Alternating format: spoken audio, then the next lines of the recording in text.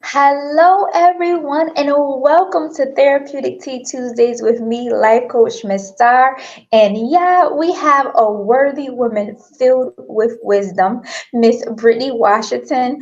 And I am super excited because every Tuesday it gives us a chance to serve you, to have you closer to God, and inspire you and educate you. And I am super excited. Brittany, thank you so much for joining me. And would you please introduce yourself to our awesome audience? Yes, thank you, Miss Star. So my name is Brittany, and I am an epilepsy advocate. I'm also a current marriage and family therapy student slash intern, and I'm also studying to get my master's in neuroscience.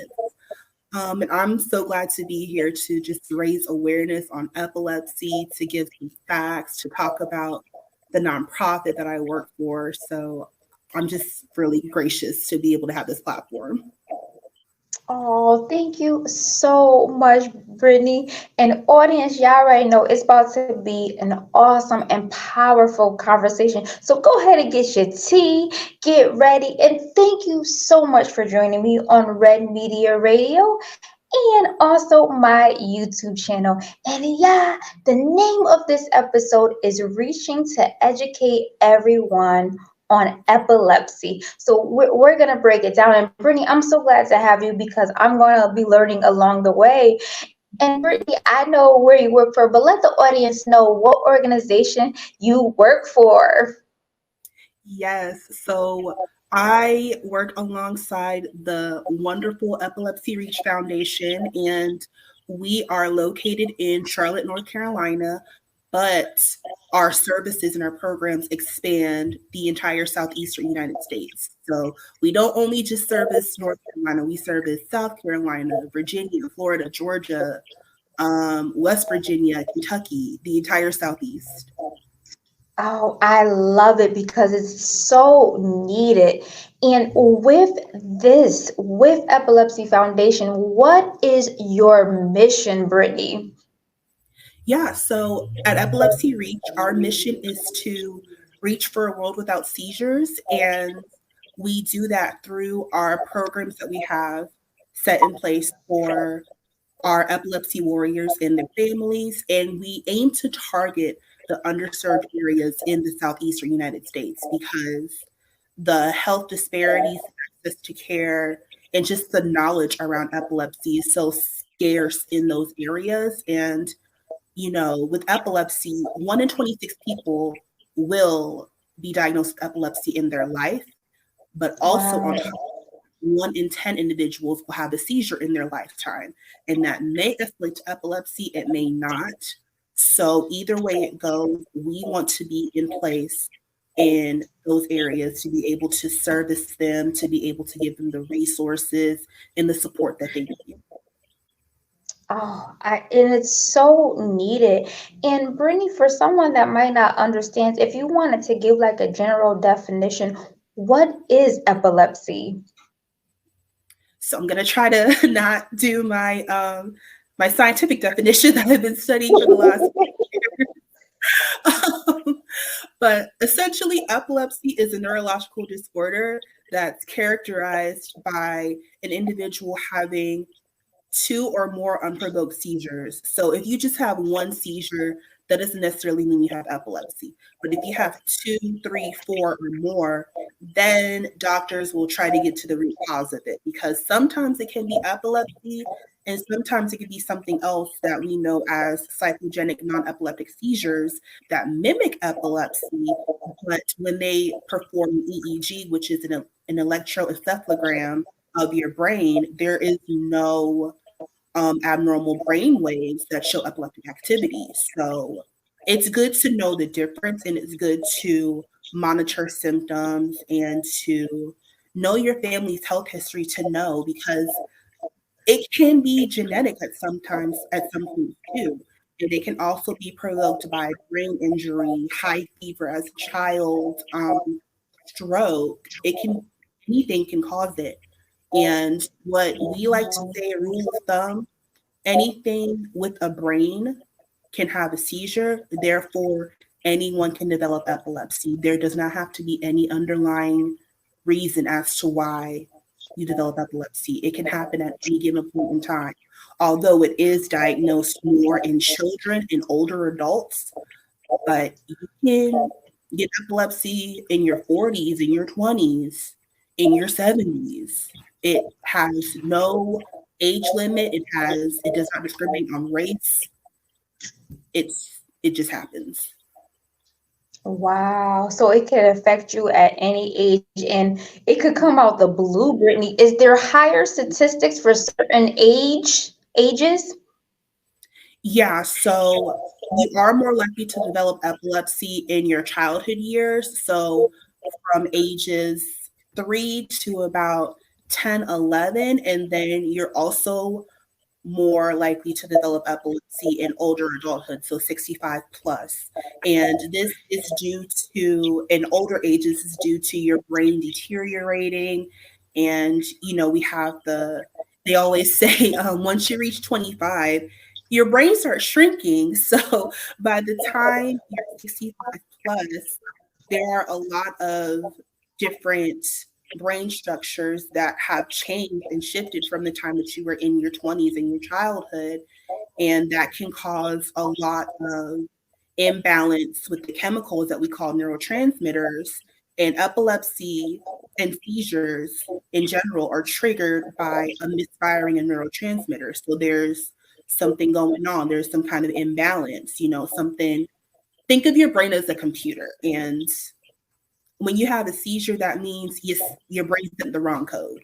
So you get a blue screen. Mm, And then also with children, that's when your brain is still developing and it's in crucial developmental years. So if a child has a high fever or there's some kind of other brain injury or just, genetic makeup or out of the blue, a seizure can happen.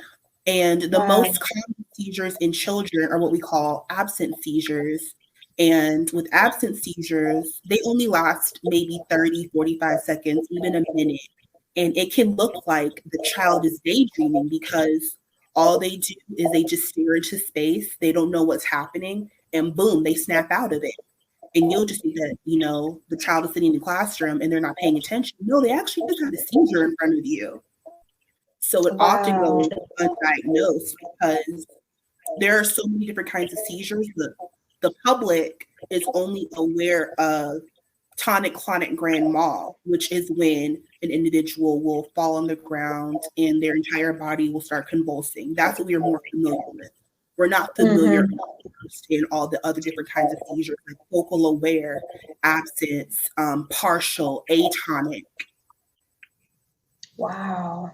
So there's a lot, it sounds like there's a lot of different forms, and you hit it right on the nose, Brittany. We're only familiar. As soon as you said that one, I knew what that one was, but when you mentioned the other ones, I'm like, I never heard of those before. Yeah, and it's extremely important that we become more aware of the different types of seizures because they all have different manifestations in individuals. Like, for example, you may think that an individual is walking down the street and that they're intoxicated, but in reality, they're having a seizure. You need to guide them away from, oncoming traffic and whatnot, stay with them until they come back or see if they have a medical alert bracelet and call whoever is the emergency contact on there, call paramedics, whoever. And another one that a lot of people don't know about, we call them drop attacks. The actual medical term for it isn't coming to me right now, but the person will just randomly black out, fall to the ground. That's a seizure. You'll think they passed Wow. out, but they had a seizure. Or another one where the muscles go limp and they just kind of slump down in their chair. You may think, oh, they're Mm, just tired, they're fatigued. No, they actually just had a seizure. right.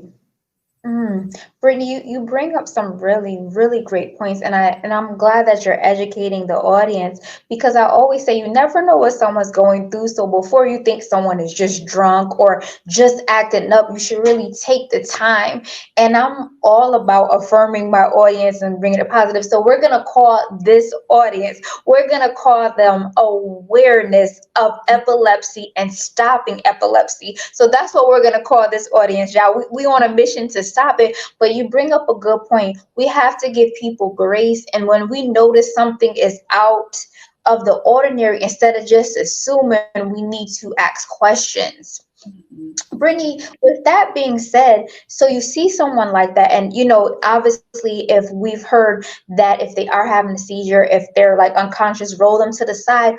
What would be some questions that you would ask someone, like you said, if they just drop, or if they're sitting there, if they're daydreaming, to kind of give you tips on saying, okay, this is a seizure, they're having epilepsy, or something's going on.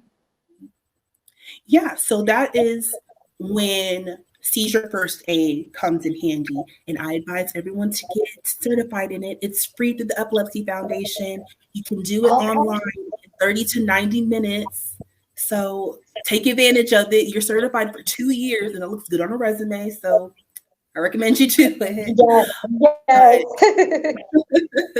that's when seizure first aid comes in handy. And it's very simple to remember. Just remember the three S's: stay safe, side.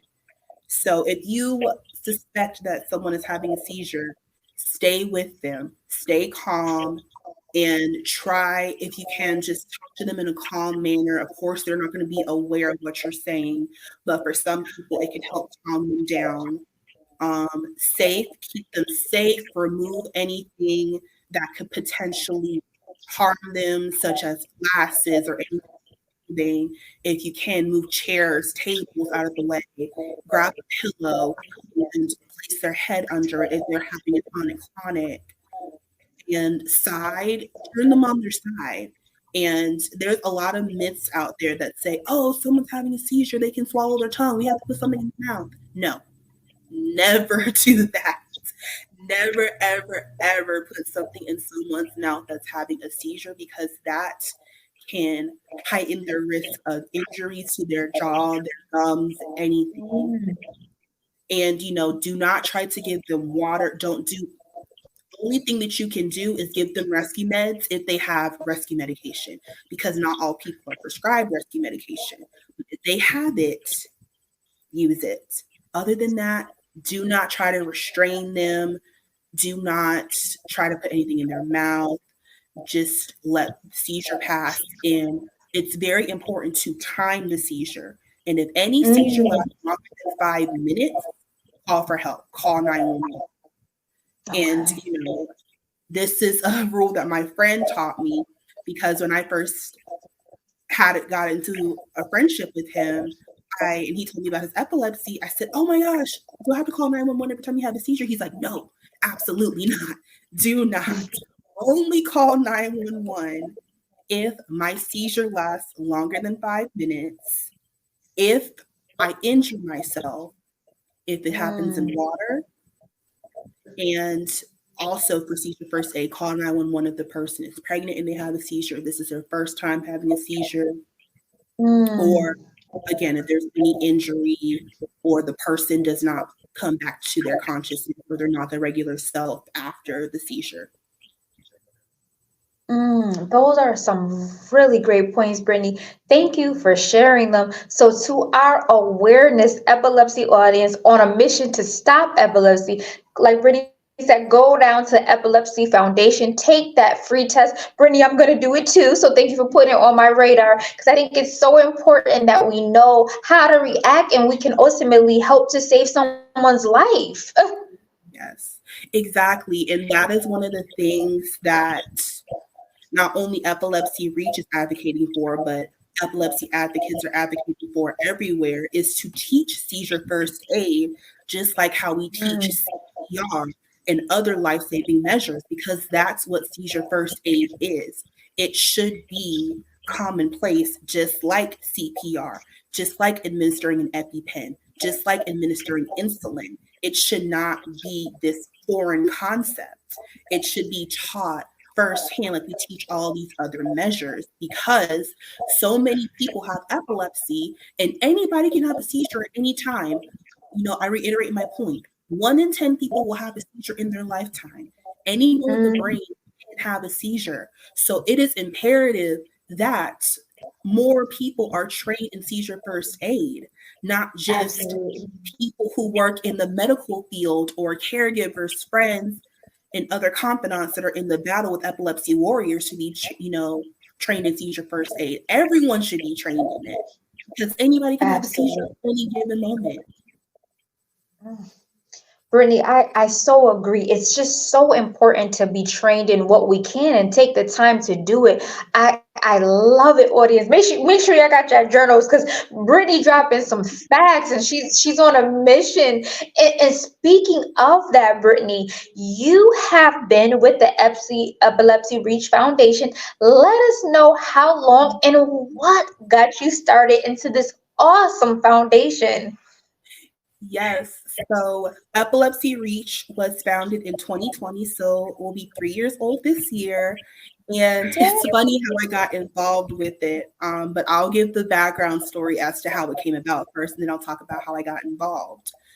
So my best friend, his name is Kenneth, but I call him Kenny because calling him Kenneth is weird. But Kenny, he was diagnosed with epilepsy at the age of 16. He actually had his first seizure when he was 2, according to his mom.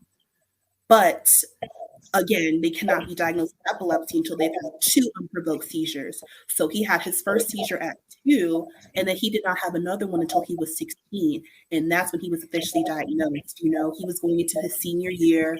I call him a little overachiever because what senior, 16 years old? But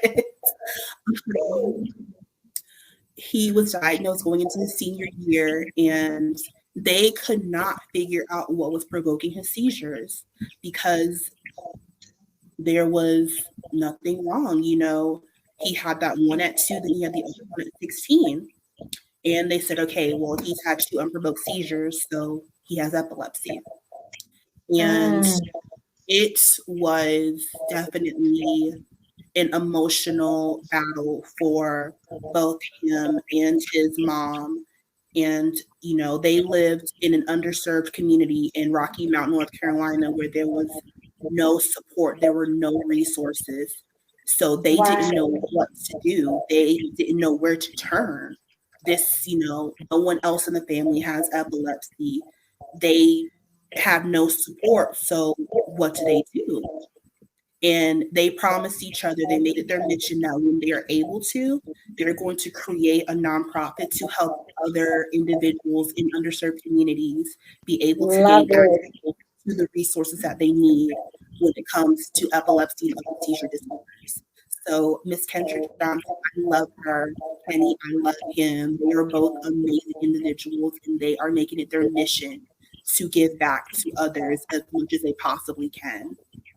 And so I met Kenny in either 2020 or 2021. I don't remember. Like, our friendship is just so crazy. It feels like I've known him my whole life. So I don't even remember how we first met.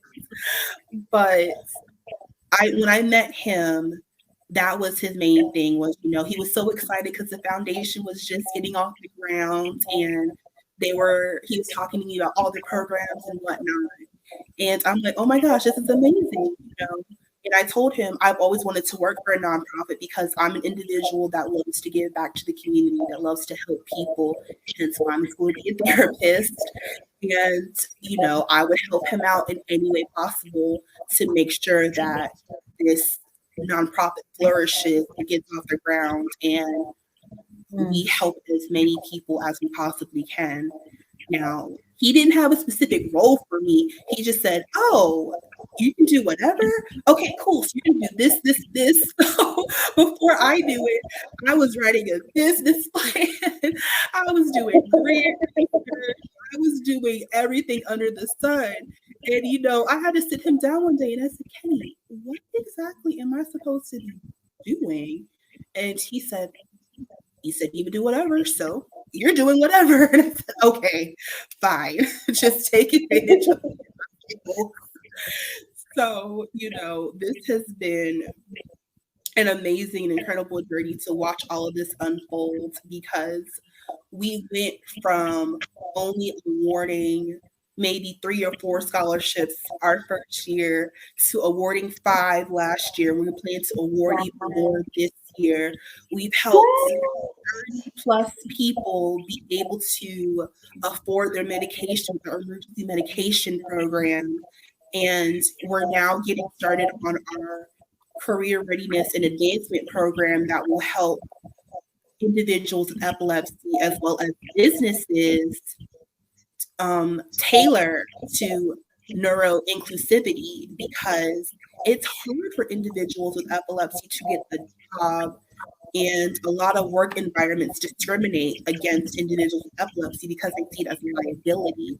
So Ah, that's what we're here to do. We're here to train. We're here to help with the resumes, career advancement, and just the whole diversity, equity, and inclusion of neuro, what's the word? Of not neurodivergence, neurodiversity. There you go. Because I can definitely say Kenny amazes me. He has definitely had some difficulties, and from the time that I've known him, there has been a lot of just emotional struggles. There have been cognitive struggles because of his epilepsy. His memory isn't that great. His attention span isn't that great because, seizures and epilepsy in general can affect all of those things. But he's so resilient. He's amazing. And I'm so proud of him for doing what he's doing. And I'm also extremely proud of Ms. Johnson for, spearheading this entire nonprofit, because not only did she raise an individual and resilient son, she also created and branded an amazing empire with Epilepsy Reach. mm. I love that, Brittany. First of all, shout out to Miss Kendra and Kenny. Thank you for starting this awesome foundation and for your mission to stop epilepsy. And Brittany, I'm so glad that you were able to join it. I'm so glad that they want to educate. I'm so glad that you guys had 3 people.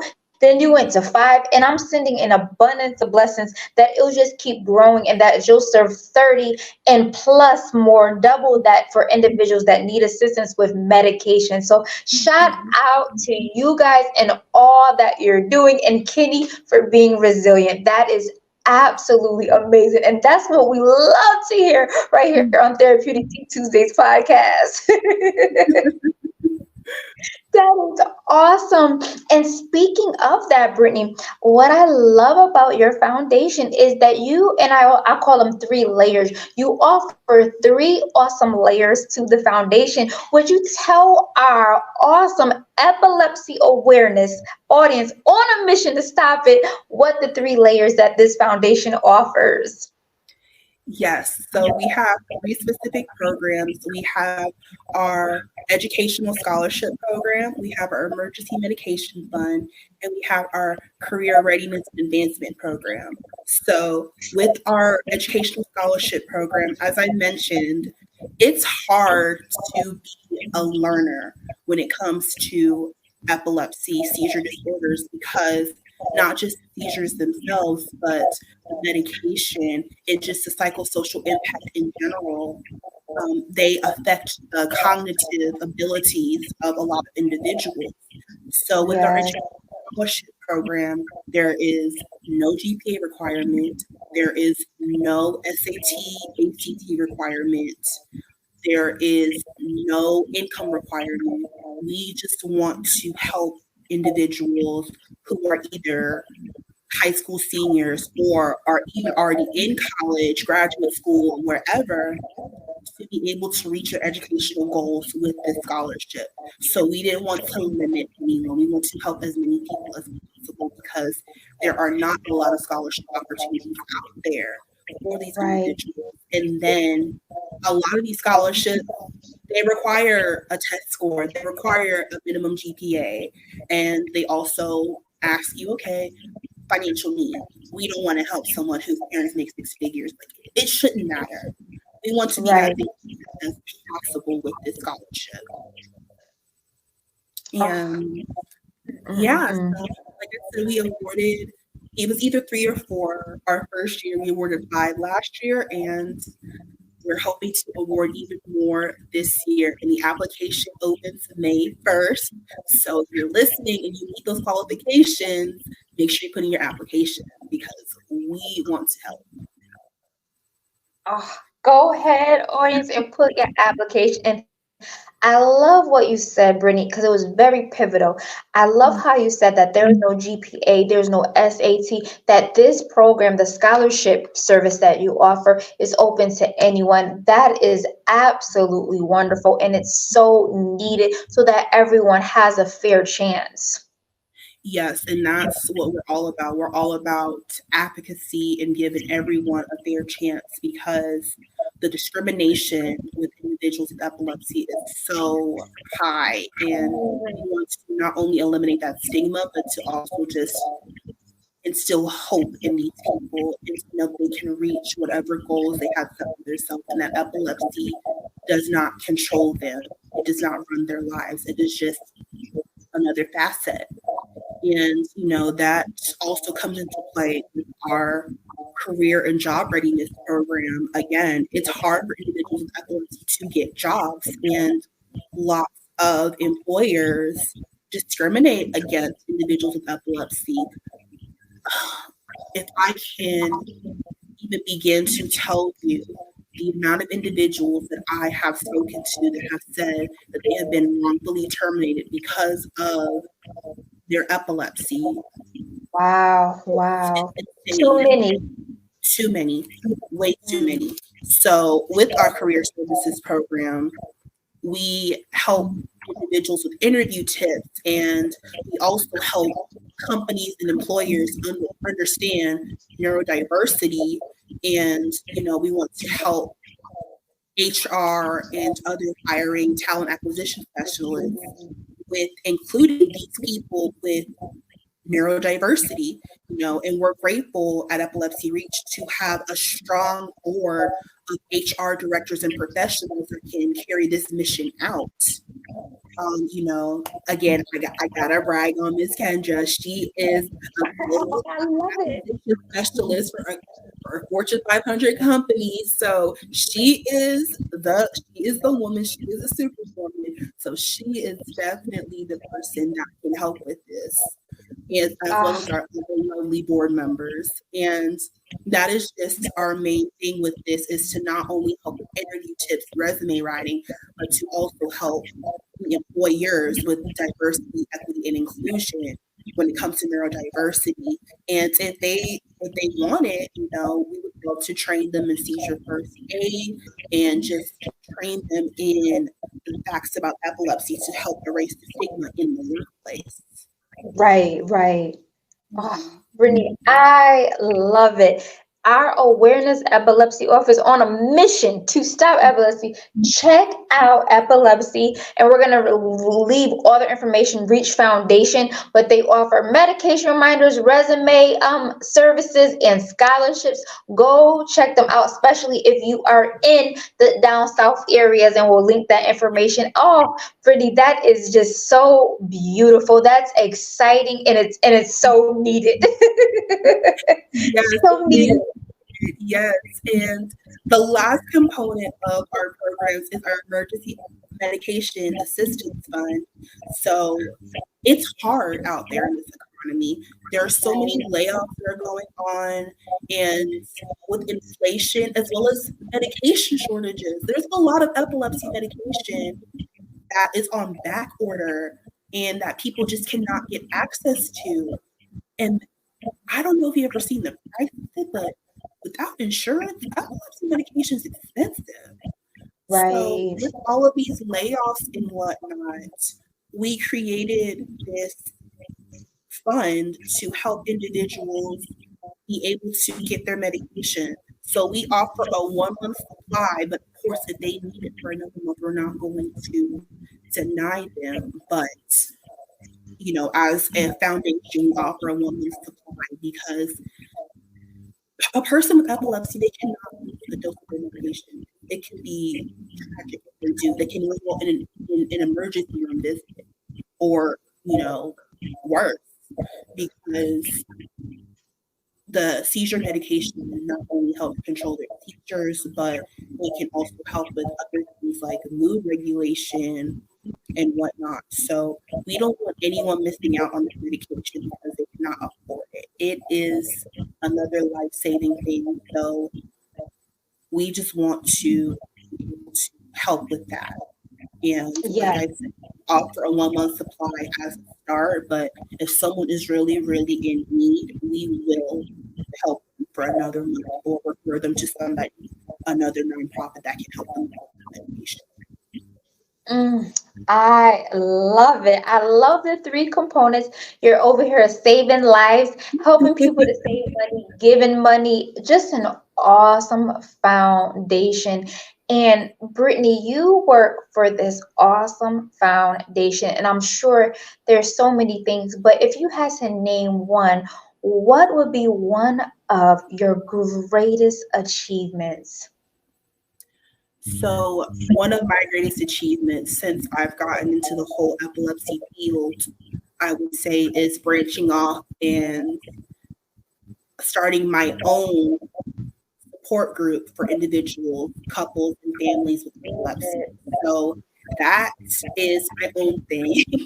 And it's called Crushing Epilepsy. But of course, I would not have been able to start this without the help of Kenny and Miss Johnson because they are the ones that inspired me to take my gifts and my skills as an up and coming mental health professional to be able to expand not only their reach but also my reach.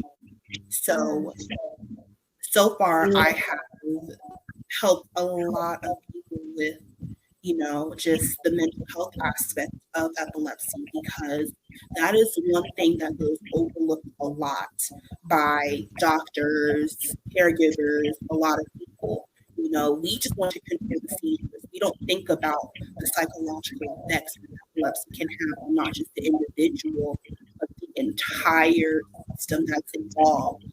So I took it upon myself and my skills in systemic framework training, and I developed this group. And right now, I have 10 or 12 members, hoping to grow more. it.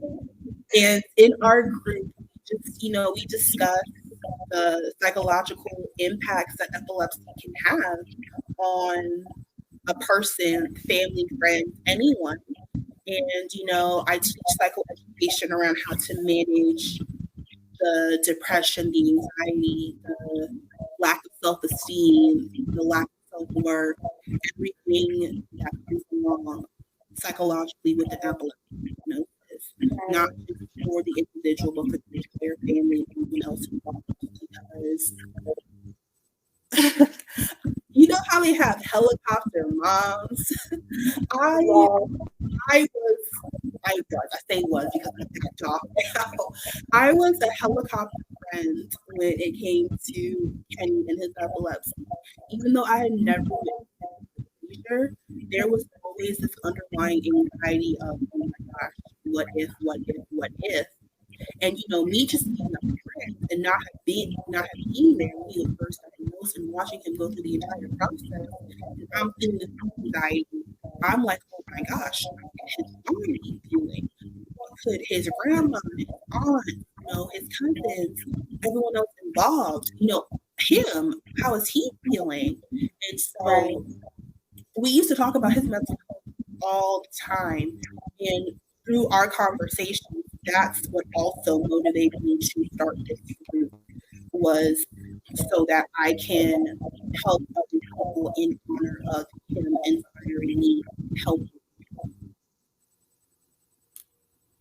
Ah, That congratulations on your support group. I think that is awesome. And Brittany, we can't let the audience go. Let them know what's your website, your social media handle, so that way our audience, our awesome epilepsy awareness on a mission to stop epilepsy, where they can reach you, connect with you, donate, volunteer, or other ways to be involved. Yeah, so for my support group specifically, you can just go on Facebook and type in search for Crushing Epilepsy, and it should come up, and you can just shoot me a message and I'll respond. The email that you can contact me from is also on the Facebook page. And then for Epilepsy Reach, you just go to epilepsyreach.org, and we have all of our information there. We have seizure first aid tips, we have driving safety tips, have events that will be going on, not just our foundation, but with other nonprofits. We have a raffle coming up, so you can donate money to join the raffle. If you want to, a cabin program. There's just so much information on that website, and we are constantly updating it with different events and just different campaigns and whatnot. So make sure you visit the website as well as all of our social media platforms. It's at Epilepsy Reach on Twitter, Instagram, Facebook, and LinkedIn. And we would love to have your following on there as we continue to grow and expand. Oh, Brittany, I love it. I want to thank you for educating our audience on epilepsy. We talked about safety tips. We talked about what the foundation. We talked about your personal journey, blessing Kenny. And as we wrap up this awesome interview, Brittany, what is one more thing that you just want to remind our audience when it comes to awareness on epilepsy? Just educate yourself and help us raise awareness, because there are so many individuals that feel as if they don't have a voice. They feel like they're constantly overlooked, that other chronic illnesses are higher up in importance than epilepsy, even though 3.4 million people in the United States have epilepsy. They feel as if they're always second to, let's say, breast cancer, Alzheimer's, diabetes. They feel as if because this is an invisible chronic illness, that they're also invisible. So just raise awareness, advocate, and just help us end the stigma, because the stigma is so huge still, not just in this country but around the world. If I can just give a little bit of information, let's think back for a second. Up until the mid 70s, early 1980s, individuals with epilepsy in the United States, in our country, were either institutionalized, banned from being married, or sterilized. That wasn't that long ago. So we need to advocate, give ourselves all the necessary, because we just need to be environment epilepsy.